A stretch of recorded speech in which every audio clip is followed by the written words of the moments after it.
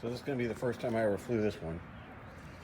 Got this parked to myself for a few minutes, which is rare. This is some Rotor Riot special. Just got Betaflight PIDs on it. I've never flown it. The weather hasn't been great, and I normally don't have a place to fly this because there's people everywhere. Now, the default PIDs are for that 20x20 twin G iFlight stack. When I built this, it was one of those, build it, tutorial things, but it was right in the middle of COVID and nobody had any parts, so I just put whatever I could find on it. A total guess, so the chances of this quad flying good are slim to none, so this should be good. I'm a little worried about burning up the ESCs here, so see what happens. All right, we're going pretty good, I guess. Just gonna take it easy. I'm not a freestyler expert, I'm not a racer. I just enjoy flying. It gives me a release. And over the wintertime I built about 9, so I have a lot of drones to crash. It's really easy to fly, actually. I'm a little intimidated about even doing a flip with this little stack, but might as well give it a try.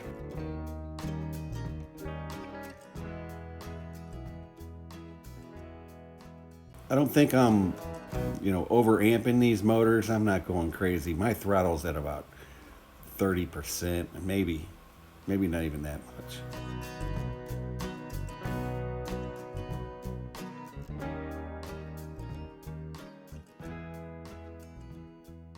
There we go, a little flip there, not too bad.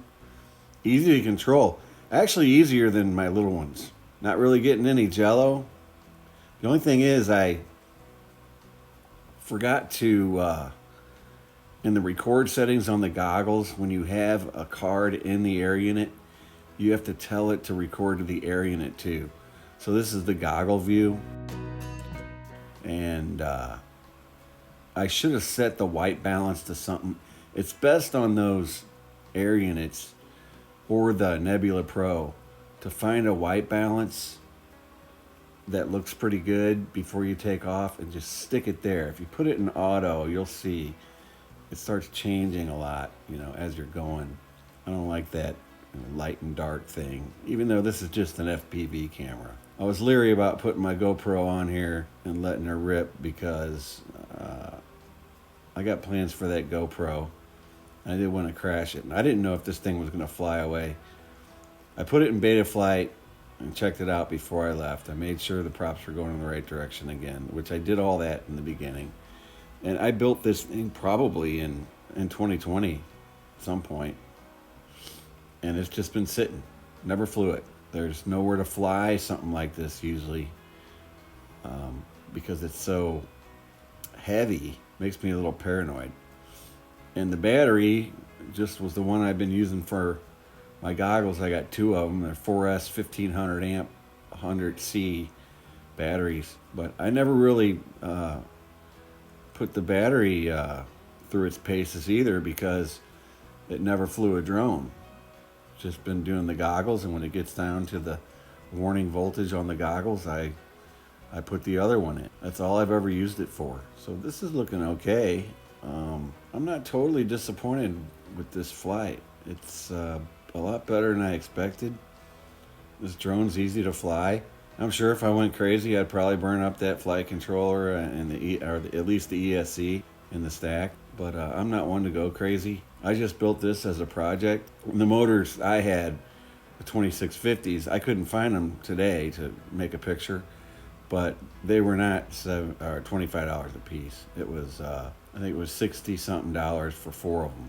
So either they went up a little, or the 2650 kV motors are just a little cheaper, but they don't have them anymore for whatever reason. And that's typical. So if you need a replacement, you don't get it. You have to buy 4 new ones, unless I can find one somewhere else. And motors fail a lot, we all know that. So yeah, not too bad.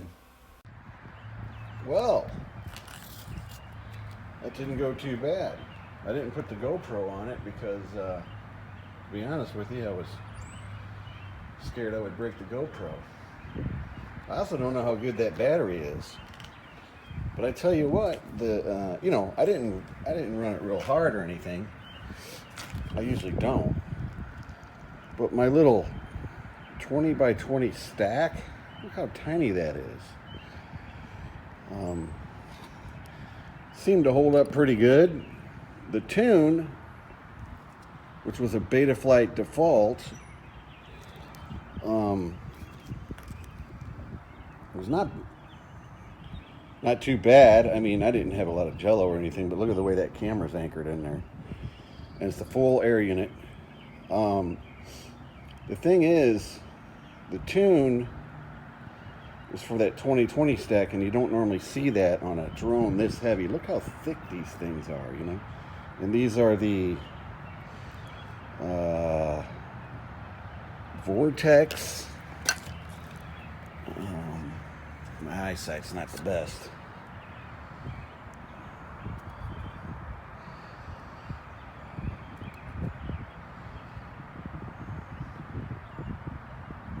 I can't even see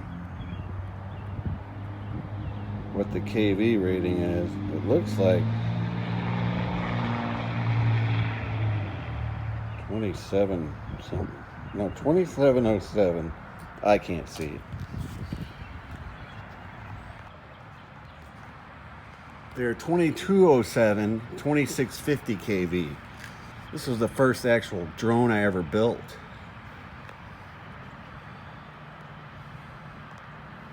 And I haven't flown it until today. Just wasn't anywhere to fly it that I felt safely. So I always fly my little drones around. And normally I sit, and normally I have my little lanyard. I put the thing on the lanyard, and I like to sit. It just makes me a little more relaxed when I have that lanyard, because I'm a little shaky, I just by nature. And this is the park. There's normally people here every time, at least a few. So I was on my way somewhere else, but actually I thought, well, this is better. I didn't really want to be under this pavilion because I lose signal sometimes. I wanted to use the whole field, but I wanted to hurry up and get it in the air before anybody showed up. So actually, you know what? That went pretty good. It's the Rotor Riot. I'll have it. Let's say like a DC-1 or something. Here comes some people walking their dogs right now. Gotta go. So yeah, anyway, I'm back home now.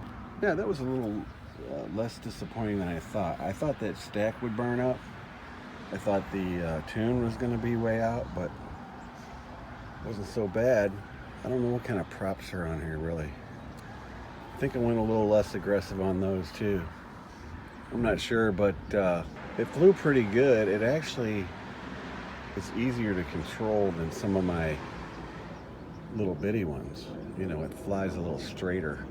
But, you know, I wasn't able to sit down. And also I didn't have my lanyard on my controller, so I wasn't completely comfortable, and I was a little nervous about this thing just flying away, or you know, some kid come running out of the woods somewhere at me. This thing weighs about, I would say, 40 pounds.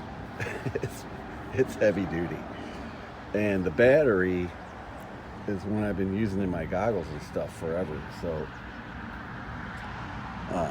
it's not a fresh battery at all. I don't know how many minutes I got out of it.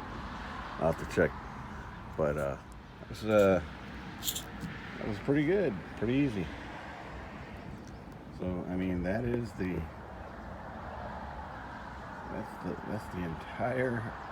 meat of it right there, you know. I mean, it's amazing that you know, that's all it really takes. This was the easiest quad I ever built. I mean, it was a kit, and Rotor Riot does it right. Everything's in it, and I mean, not the electronics, but all the frame parts. And then you know, it's a twin G. I believe it's a 45 amp ESC. After doing a little research on that, I thought, well, that might work. If I just take it easy and I keep the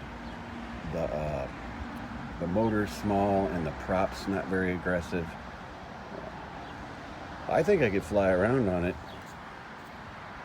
Of course, I forgot to check the motors, see if they were hot when I was done, but I doubt they were.